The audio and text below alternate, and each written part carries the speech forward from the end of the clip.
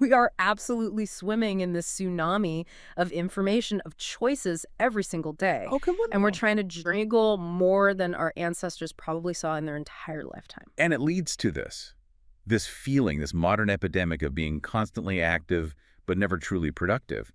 We mistake all that motion for actual progress. That's it exactly. And the source material for today's deep dive, it offers this radical simplification to just cut through all that noise. It's built on some pretty ancient wisdom, really. Yeah. It all comes down to focus. The core idea that extraordinary results don't come from, this massive scattered action. They come from singular focus. Mm-hmm. There's that old Russian proverb, right? If you chase two rabbits, you will not catch either one. Exactly. And our mission today is to show you how to find that one rabbit, the single most important action, the one thing. But first, we have to tackle the myths that lead us astray. So to go big, we have to first go small. You have to go small. Because extraordinary success is always sequential. It's not simultaneous. You just do the right thing, and then you do the next right thing. Just lining them up, one after the other. That's the whole game. Okay, so to really get our heads around that power, that sequential focus, let's talk about this mechanism you mentioned, the domino effect. Right. We all kind of get it, right? A domino is potential energy. You line them up, you flick one, you get this chain reaction. But the scale of that power is the surprising part. It really is. I mean, this isn't just a simple one-for-one chain. There was research, actual physics research, that showed a single domino can knock over another domino that's 50% larger. 50%. That feels wrong, like it shouldn't work. It feels counterintuitive, but it's all about leverage. The energy from the fall is what does the work. And when you actually track that geometric progression, I mean, the results are just staggering. Okay, so give me an example. You start with a little 2-inch domino. By the 18th domino in that sequence, it'll be as tall as the Leaning Tower of Pisa.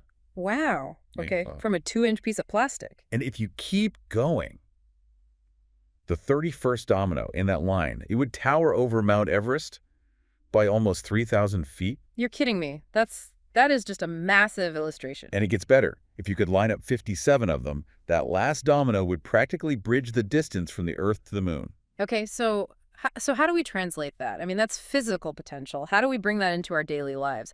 My first domino today feels like clearing my inbox, not launching a moon mission. But that's the point. It means success builds on success. What starts out feeling linear, like it's just checking one box, it turns into this geometric potential over time. So the mistake is quitting too early. People quit around domino 3 or 4. It still feels linear, the big goal feels too far away, and they stop right before that curve just shoots upward. It makes you have faith in the process, really. You see this in business all the time, right? Oh, everywhere. KFC. It was one secret chicken recipe. Intel was almost entirely microprocessors. And Google, I mean, for all its complexity now, it's still fundamentally driven by search. That's its one thing. Exactly, which makes the advertising possible. And even a giant like Apple gets this. They're masters at shifting their one thing, the Mac, then the iPod, then the iPhone, creating this halo for everything else. But at any given moment, they have one singular, focused priority. So before we can all embrace this, we have to look in the mirror and face these common myths, these what you call the 6 lies of success that just muddy our thinking. They're what I call truthy lies. They sound right, yeah, but when you actually operate by them, they kill your momentum. So what are they? Okay, so we have everything matters equally. Multitasking, a disciplined life, willpower is always on will call, a balanced life, and the last one is big is bad. Let's start with that first one because that feels like the root of most messy to-do lists. Everything matters equally. And it's just not true. Right. You know, you look at the Pareto principle, the 80-20 rule.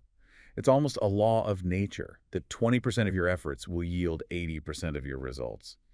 Inequality is the basis of all great decisions. So we need to stop just making these massive, long, inventory-style to-do lists. Exactly. Those are survival lists. They make you feel busy.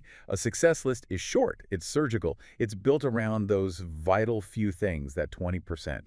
The problem is the most important things don't always scream the loudest. Never.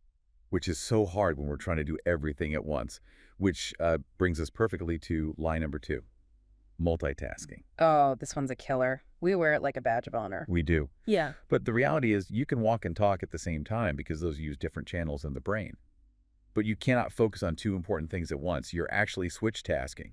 You're just jumping back and forth really fast. And what's the actual cost of all that switching? It's immense. Researchers estimate you get interrupted about every 11 minutes, and you spend almost a third of your day just recovering, just trying to get back to where you were. A third of your day. Think about it. Just talking on your phone while driving, it cuts your focus by 40%. That's similar to being drunk. It damages your work. It damages your relationships. It's a disaster. Okay, that's a sobering thought. Let's move to line number 3. A disciplined life. This idea that we have to be this hyper-disciplined robot in every single area of our lives. Yeah, and the truth is so much more encouraging. Success isn't a marathon of discipline. It's a short race. It's a sprint. Just long enough for habit to kick in and take over. So you just need enough discipline to build the habit. That's it. And then the habit runs on autopilot. Okay, so how long is that sprint? Because I feel like everyone says 21 days. That's another one of those myths. The actual research points to an average of 66 days for an action to become automatic. 66. Okay, that's a more realistic target. And once you get that one habit logged in, you see this halo effect. It just spills over, you've less stress, more control in other areas. It's powerful. Great payoff. Okay, so what powers that sprint? Line number 4, willpower is always on will call. Oh, if only. But willpower is a finite resource. It's like a battery on your phone. It gets used up during the day. It's a timing issue then. Completely. Yeah. We all know the marshmallow test, right? Yeah. Delayed gratification. Yeah. But the really interesting part is the follow-up research. It found this thing called the cognitive load trap. Cognitive load trap. Yeah. So researchers at Stanford had students memorize a number. Some got a 2-digit number, some got a 7-digit one. Okay, a much harder task. Right. A higher cognitive load. Afterwards, they were offered a choice of snack, fruit salad or chocolate cake. The students who had to memorize the 7-digit number were almost twice as likely to choose the cake. Wow. So just by thinking harder, their willpower was drained. Drained. The more you use your mind, the less minding power you have left for good choices. So if you wait to do your most important thing, you might not have the willpower left to do it. Which means we have to do our one thing first. That makes total sense. Okay, next up, line number 5, a balanced life. The great illusion. The truth is, life requires counterbalancing. Magic doesn't happen in the middle. It happens at the extremes when you're focused. But there's a real danger there, right? I mean, that study about people working 11 plus hours a day being 67% more likely to have heart disease, that's terrifying. It is. And that's why the juggling analogy is so critical. Work is a rubber ball. If you drop it, it usually bounces back. But the other things? Family, health, friends, integrity. Yeah. Those are glass balls. You drop one of those, it's shattered, maybe irrevocably. So the strategy is to go long in your professional life, accepting some imbalance for a while, but go short in your personal life. What do you mean go short? It means you have to stay tightly connected. You schedule that time. You are fully present for it. Yeah. You have to be extreme in your focus at work, but fiercely protective of those personal priorities. I see. Counterbalance, not balance. Finally, line number 6. Big is bad. The idea that aiming too high is foolish. And it's such a devastating lie. Thinking big is absolutely essential. I mean, no one really knows their own ceiling, right? Right. So believing in big lets you ask different questions. It frees you up. You look at founders who started with almost nothing but a huge idea. Yeah. That's what fueled them. And what's interesting is that on the journey to achieving something big, You get bigger. you get bigger. Your skills, your thinking, your whole sense of what's possible, Yeah, it grows with the challenge. absolutely. Okay, so we've debunked the lies. Now we get to the solution. It's not about working harder. It's about clarity. Andrew Carnegie said to put all your eggs in one basket and then watch that basket. So how do we find the right basket? It comes down to asking the right question. And this is where the focusing question acts as the ultimate lever to find that first most powerful domino. What is the question? The question is, what's the one thing I can do such that by doing it, everything else will be easier or unnecessary? That last part. Everything else will be easier or unnecessary. That's the magic, isn't it? That's the leverage test. That tells you when you've found the first domino, not just another task on the list. And great questions have to be both big and specific. Can you give an example of that? Sure, take a sales goal. What can I do to increase sales? That's small and broad. It's just brainstorming. But what can I do to double sales in 6 months? That's big and specific. It forces you to find a real answer, not just a bunch of little ideas. Exactly. And this whole mechanism, it helps us fight one of our worst human tendencies, what economists call hyperbolic discounting. Right, that's the fancy term for wanting the small reward now instead of the huge reward later. Yeah, give me the candy bar now, forget the big paycheck later. The focusing question reverses that. It connects your future purpose to your present priority. We call it goal setting to the now. So you start with the big goal and work backward. Sequentially, you ask, based on my someday goal, what's the one thing I can do in the next 5 years? Then based on that 5-year goal, what's the one thing for this year? And you keep breaking it down. All the way down, month, week, day, until you get to the most powerful question of all. Based on my goal for today, what's the one thing I can do right now? And that breaks that huge, scary goal down into just one manageable step. It's the antidote to that planning fallacy. The planning fallacy, where we just wildly underestimate how long something will take. Yeah. By focusing only on the very next domino, the task becomes real, it becomes immediate, and you can actually do it. Okay, so once you know your one thing for right now, it's all about execution. And the method for that is time blocking. Right. And there are 3 things to block in a very specific order of importance. That's the order. The order is crucial. First, you time block your time off. Time off first. First, the most successful people work between vacations. It protects your health, your energy, your glass balls. Schedule it first. Okay, that's a big shift. What's second? Second, you time block your one thing. This is the engine. And it has to be early in the day when your willpower is highest. How much time are we talking about? The recommendation is a minimum of 4 hours a day. Non-negotiable, uninterrupted time. Stephen King is famous for using his morning blocks to become so prolific. 4 hours. That sounds amazing, but in a busy office, that sounds almost impossible to protect. It's hard, but it is possible. There's this great story of an executive assistant who just decided that 8 a.m. to noon was her block. In 1 week, she trained her colleagues to respect it. 1 week. How? By just being consistent. When someone came to her, she'd say, I would love to help you with that. I'm in my one thing block right now, but I can get to it at 12:15. People learn boundaries when you enforce them. And the third block? You time block your planning time. An hour a week to review your goals and line up the next week's dominoes. It keeps you aligned. But even with a perfect schedule, there are still these thieves of productivity that attack your focus. Oh yeah, we need to be aware of them. Let's hit the 2 biggest ones. Okay.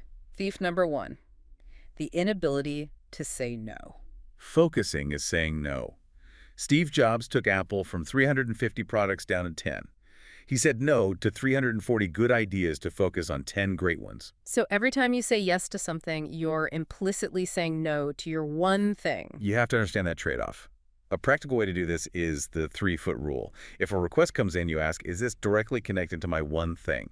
If not, you have to find a way to gently defer or decline it. Protect the block. Fiercely. And the other big area is a combination. Poor health habits and your environment. High achievement demands high energy. Energy management is focus management. That's it. So you need a daily energy plan. You've got to look after your spiritual energy, your physical energy, eat right, sleep, get those 10,000 steps.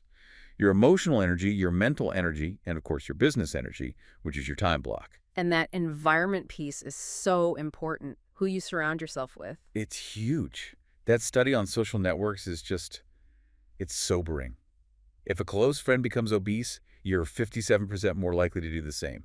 If your inner circle is okay with mediocrity, so are you. So you have to proactively choose people who lift you up. People who make high achievement seem normal, expected even. So this whole framework, it comes down to 3 Ps.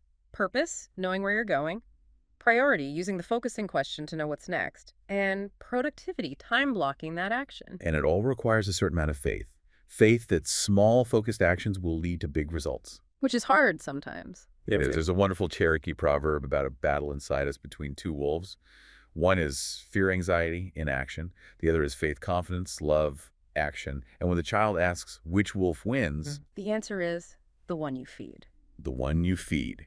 You feed the wolf of faith every time you act on your one thing. And really, the ultimate win here, beyond the productivity, is living a life of no regrets. That's what you hear from people nearing the end of their lives, isn't it? The regrets are about what they didn't do. Exactly. The time they didn't spend on their glass balls. So, as a final thought for everyone listening, we challenge you. Take that goal setting to the domino. Now exercise. Apply it to a huge personal goal. Maybe it's financial, maybe it's creative. Ask that focusing question over and over, all the way down, until you know what your one thing is for right now. Because that one small step, that tiny first domino, that's all it takes to start building the biggest life you can possibly live.